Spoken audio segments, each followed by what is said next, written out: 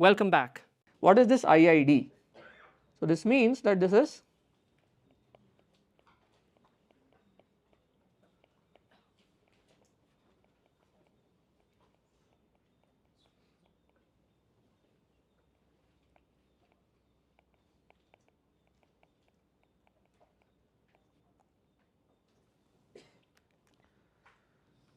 okay. So again I will have to tell you one other interpretation. Let us say that we have two random variables, d dimensional random variables, okay, that are defined on the same sample space. Okay, there will be two distributions corresponding to each of them. What if both the distributions are exactly the same? So it is like observing the same random variable twice. You can see that as either observing the same random variable twice, or you can see that as observing two different random variables having the exact same distribution, correct? Okay. So that is the when I say that they are identically distributed, you see these all of these n points as one realization of n random variables having the exact same underlying distribution Pxy. That is what it is. Okay. So it is that you have either you have n realizations of the random variable, or you say that you have one realization of n random variables, all of which have the exact same distribution Pxy. Okay. So that is one thing. Now they are all identically distributed. So whenever we do machine learning, we make this assumption that all the n data points that we have are coming from the exact same distribution, which says that the underlying experimental conditions are not changing. So that is why non-IID data, dealing with non-IID data is a well known research problem in ML community. So what happens when the IID assumption breaks? Okay. So that is why if you create a machine learning algorithm, build a machine learning algorithm on one data set, let us say that you do it on lung x-rays. So you can't use the same algorithm to work on let us say brain MRI, because they are not identically distributed. The underlying sample space or the random experiment that we are doing is not the same. Okay, that is one thing. The other thing is, you are saying that they are independent. So what do I mean by that? I actually did not define independence earlier. I will do it. See, recall your probability theory classes. If there are two events, there is something called statistical independence that is defined between two events, right? When are those two events called statistically independent?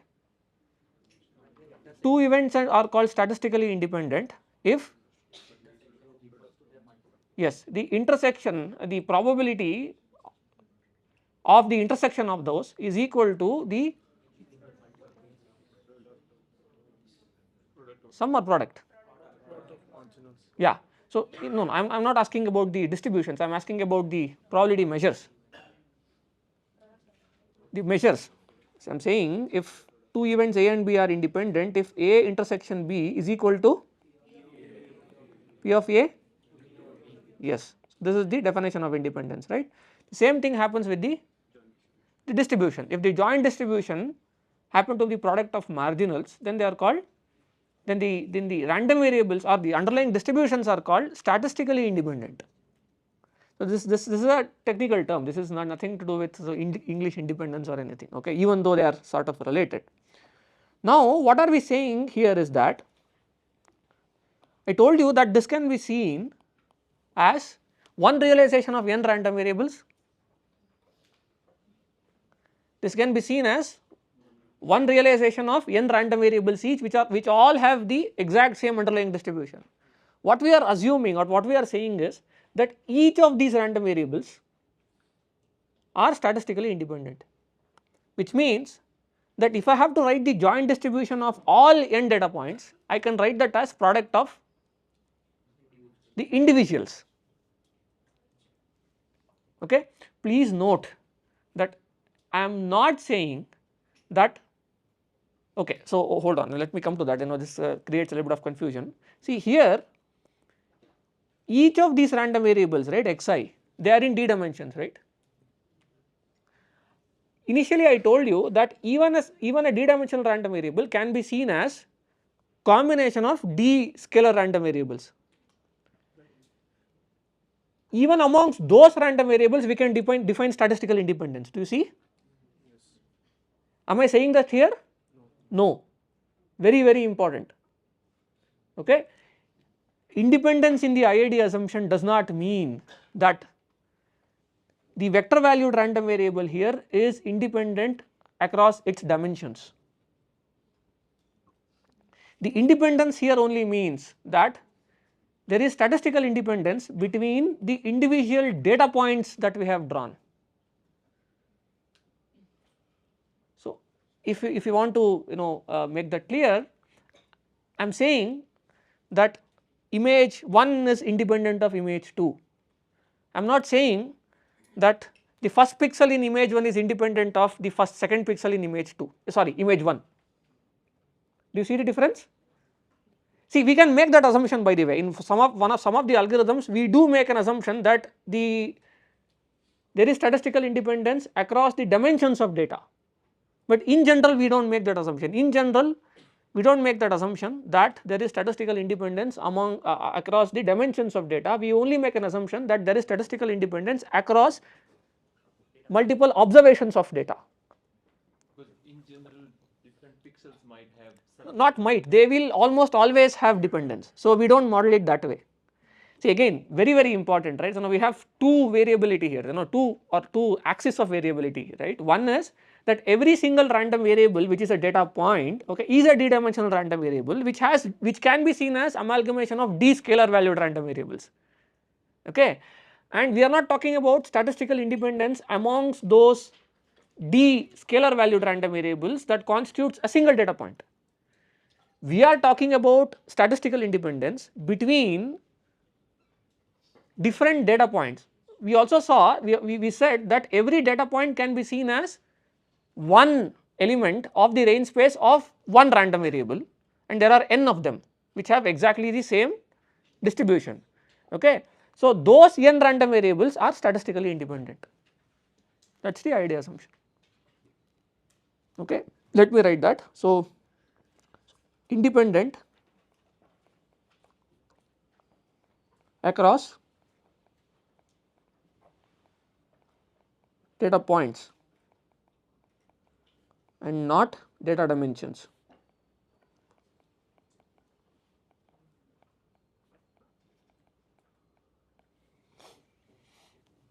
And they are identically distributed.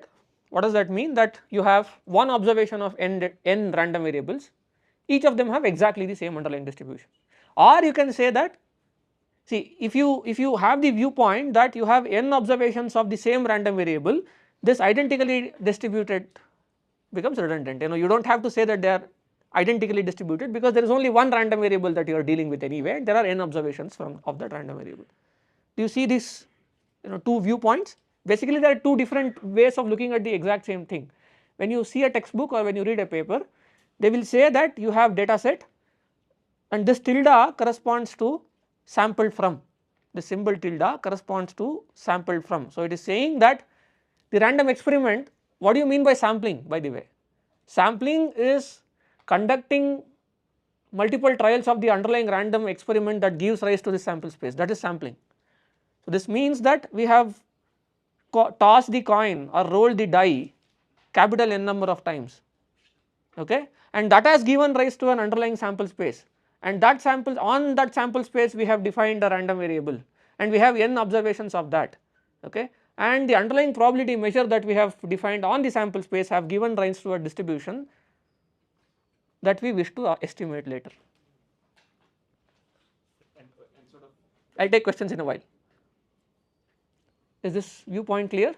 See, from now on I will just write that we start with a data set which has n tuples sampled from an underlying distribution. You should know what it is, okay. You can see this as one realization of n random variables that have the exact same distribution, or n realization of one random variable which has a distribution, same way to look at it.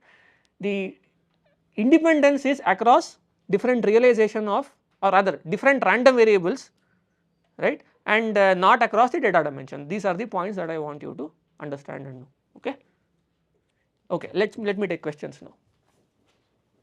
So in the interpretation that there are n realizations of the same random variable, their independence is like implicit, but in the other interpretation where you are saying that it's No, independence is not interpret. Identity is interpret. Sorry, implicit, not independence. okay, but like if you See, independence only makes sense if you have multiple random variables. If you have one random variable, then there is no need to actually even okay, I think I should correct myself. If you see that as multiple realization of a single random variable, then you neither have to talk about independence nor you have to talk about identity, because there is only one random variable and n realizations of it. but in the other one, In the other interpretation you need IID because you have n random variables defined on the same sample space, all of them are identically distributed and statistically independent. okay, Make sense? okay, so just confirming. Just confirming, there are two interpretations. One in which this is one random, sorry, this is one realization of multiple random variables. One realization each of multiple random variables, all of which have exact same distribution and which are all statistically independent. Yes. And the other one was Other one was n realization of one random variable. one random variable. Okay, so there you don't talk about IID at all. idea at all. Yeah. Same thing. Yes. Okay. Anything else? If we talk about the n variables, then coming back to the coin toss example, are we sort of assuming that all the coin tosses are happening in the same hospital at same temperature and pressure? Because only that Of course, of course. So basically saying, all of your patients are going to the same hospital or using the same machines. See, again, this is up for interpretation. Okay, this is a good question that you made. See, typically what happens is, let's say that you have two data sets. Okay, one which contains images of human faces, the one that contains the images of buildings, let's say. Now, do you want to see them as same underlying sample space or same random experiment or not is a design choice. Suppose typically what happens is, suppose you take a data set that has the human faces and build an algorithm, okay, and try to test it on the building images, it won't work, because by assumption by construction you are assuming that the random variables are identically distributed. So when you get the building image, your assumption breaks. However, suppose you combine both the data sets and build an algorithm together, you can see both of them as the outcome of the same random experiment. So that is design choice. So that is why if you include all data in the world and create a data set, there is no non-IID. That is exactly what the current LLMs are doing. No? So I joke always that if you can or construct a lookup table for the entire universe and come up with a good hashing function, then machine learning is a solved problem. All you need to do is learn a huge lookup table for the entire universe. So if you look at petabyte scales of data and combine all internet, for all you know, you might be learning creating a big lookup table. Anyway, so point is, what do you want to call as your data set is your design choice. Okay, but most often than not, what happens is you start with a data set. But mathematically speaking, when we design algorithms, as you will see later, we will use these properties that we have imposed. Now we will use the property that these are statistically independent, and we will use the property that they are identically distributed. But it is up for interpretation. So rather it is up for the construction. You construct it the way you want, but make sure that the so-called test data. I will define what test data is. Assuming that you know what test data is. Basically, this is data that you build your algorithm on, and you have new data that you want to predict upon, right? You will have to ensure that that also comes from the same distribution, because you have made this assumption implicitly, because you will be estimating the underlying distribution anyway. And if you start giving your algorithm points that have not come from this distribution, the algorithm is deemed to fail. element similar to the test data should be there in D. Now one request that I have is, use the precise terms that we have defined now. So, what is similarity? All we are saying is that by construction or by assumption, whenever you make an assumption that your training and test data comes from the same distribution, that is the way you construct the algorithms, that is it. Yeah. Anything else? Yeah. What's the intuition of taking two random variables x and y for data and image and label, but why not combine it as a single random variable?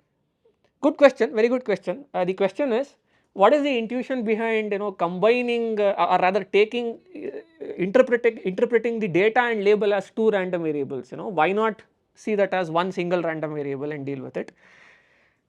Mathematically you can, right? But actually, I was going to say that later, but now that you asked me, I'll tell you. See, people typically design or give nomenclatures to problems. So, when you suppose you have a problem where you have data and some labels, people call that as supervised learning. Okay, and suppose you have only data and no labels. Honestly, I don't understand what that is, precisely because of the point that you asked. To me, it is some random experiment that is happening and some random variable sitting, and you want to estimate the underlying distribution. Now, how does it matter if it is a label or data or anything? But historically there has been a nomenclature that people have made. For instance, okay, there is an image and somebody says that.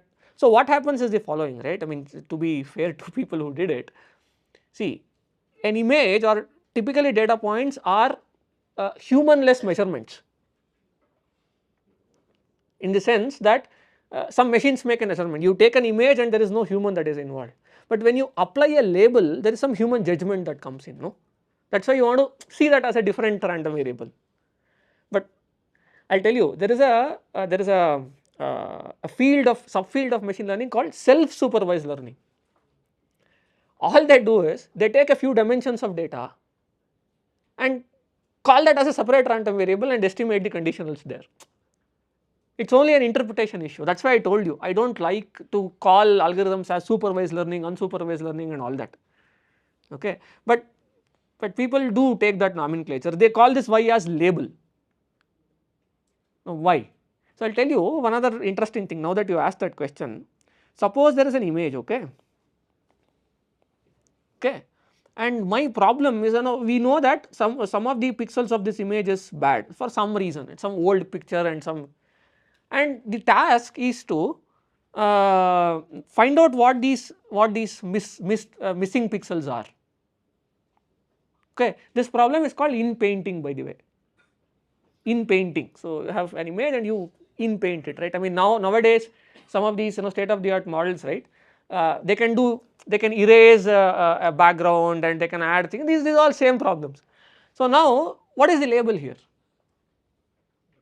The missing pixels. So, you take data. How do you train such kind of models? You take an image, randomly mask some of these things and ask it to reconstruct it back. In that case, there are the data, some of the dimensions of data itself can be seen as the label.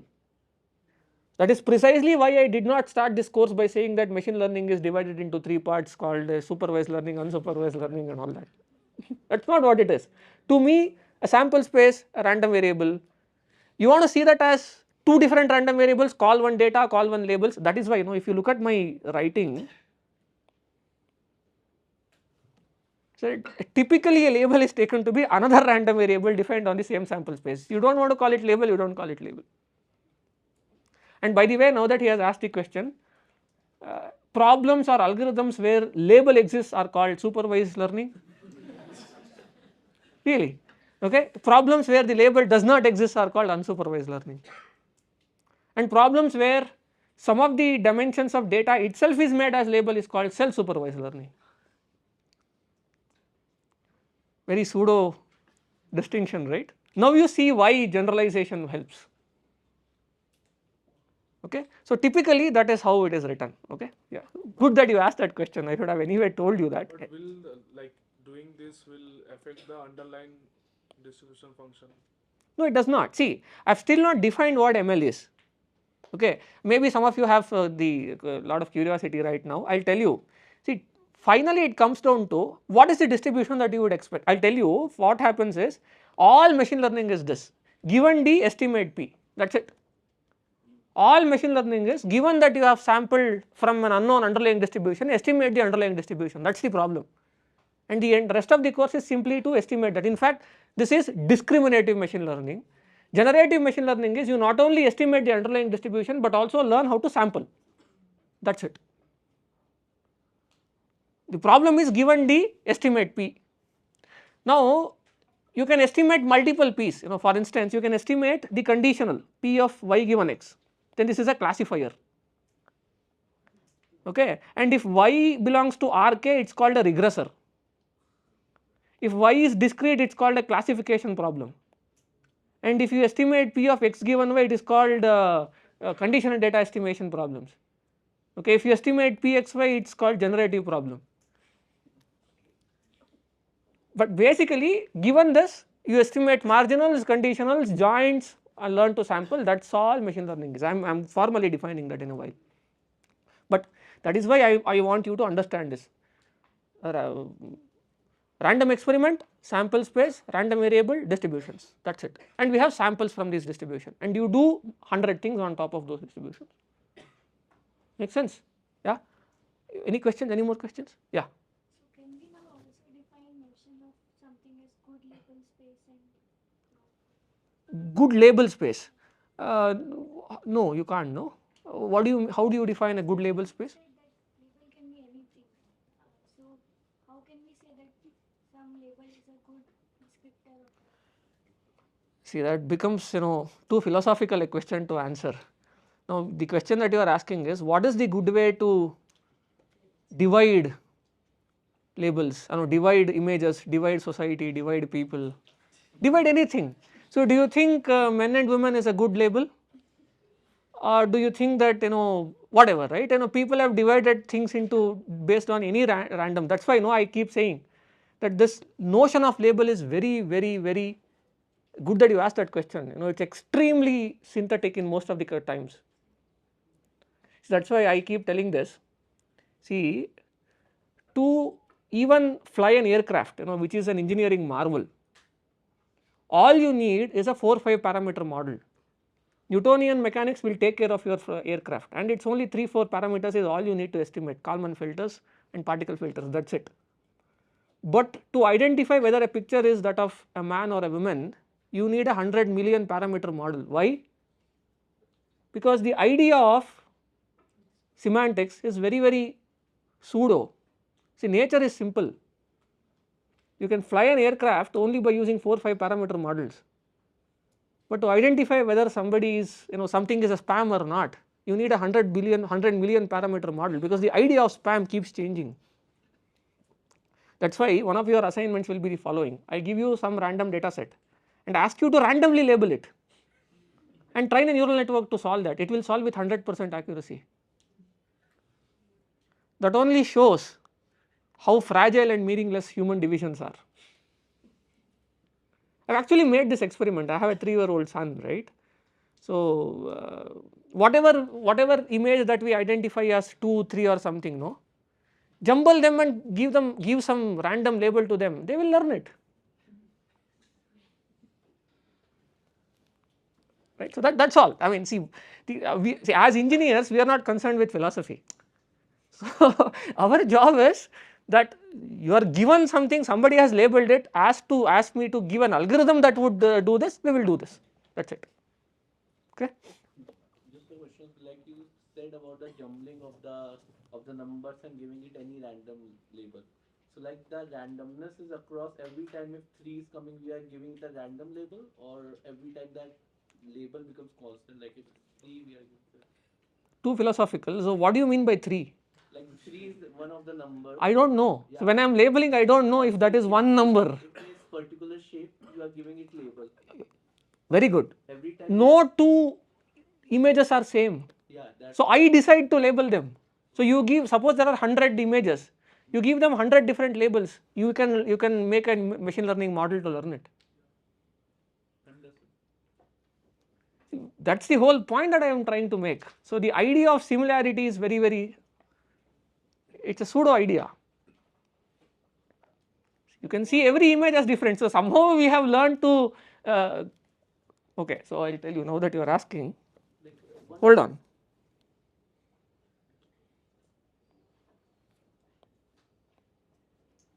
What is this number? 5 or 8. You got the point. That's it. Just like what you're predicting, like when you're doing See, learning part. the algorithm will do something. Yeah, that's what. The question is, you can make the algorithm learn anything. That is the point. Accuracy part you said, no, that. You define. See, you again. So we have to define accuracy metrics, right? So now that we will define. So that's why we need a test data. We'll say, okay, is this matching with all that we can do, right? But the idea is that, okay. Any other question? We are actually running out of time. Yeah. So can you distinguish between like the first d dimension within the same, let's say, pixel, and then the two different set of random variables, the d dimensions and the n? Okay. By the way, this is only an interpretation. The way you interpret is the way you can see that. See, if you want this pixel thingy, right? I mean, image you are looking at. The dimensions of data are different pixels in the same image. In the construct, I'm saying like how it is different. Let's say we defined IID. In IID, we are never saying that the independence is across data dimensions. We are saying that the independence is across data points. Rather, we have n data, in the interpretation. Okay, see, this IID thing only applies if you look into your data set as one realization of n random variables, right? Because there are n random variables, we can talk of statistical independence amongst those n random variables. So we have n cross d random variables, right, actually, if we view this. Yeah. I mean, if you want to see all random variables as scalar random variables, then you have n cross d random variables, correct? Amongst which there is statistical independence amongst set of d random variables, or rather, yeah, d dimensional random variables, not across the scalar dimensions. That's the way to look at it. Yeah. So this idea that the test data should come from the same distribution is sampled, sir, isn't it self-defeating? Because this can lead to overfitting anyway. For example, the tumor problem that you said, we don't want to learn the tumor classification from a particular hospital or particular experimentation conditions, right? Hold on to that question. We have the entire course to answer that. Good question. Hold on to that question. Yeah. Anything else? Earlier, when you described the joint distribution function, you said you are using small lowercase x1, x2. Was it because you took a particular case of small a and small b? No, yeah, good that you reminded me of that. See, I said that each of this is a d-dimensional random variable, right? So, each of the dimensions I represent by lowercase later in the course. Each of these xi's are x1, x2, x3, x4 up to d. So, that is why I wrote the scalar random variable as lowercase. See, I will soon run out of alphabets, I told you, right? So, that will happen. So, lower cases are for scalar valued random variables, and upper cases are for vector file random variables, and in general my random variables are always vector valued. Okay. So, I think let us stop here, just a couple of minutes. I mean, I wanted to actually define the problem, okay, which I will just do it right now. Give me 2 minutes. See, all problems in machine learning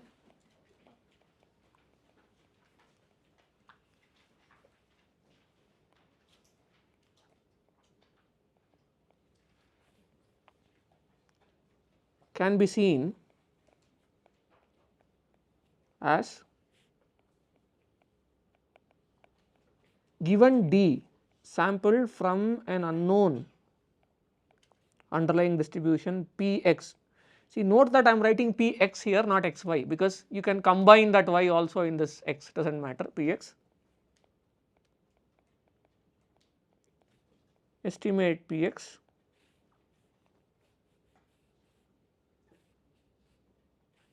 and sample from it. So,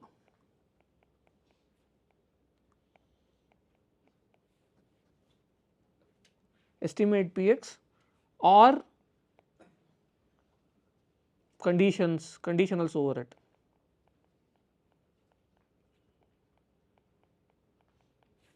This is it.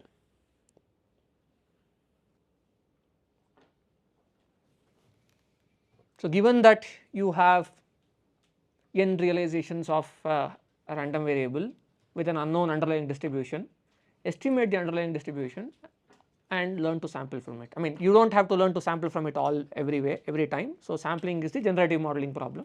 You do not have to learn to sample, either estimate the underlying distribution or some conditional or marginals on top of it and learn to sample. With this, we conclude this particular session on basics of probability theory. Now that we have defined everything that we need to go to the actual definitions of the machine learning problems, from the next class we will start with defining rigorously what the problem of machine learning is and look at the algorithms for machine learning one after the other. Thank you for attending.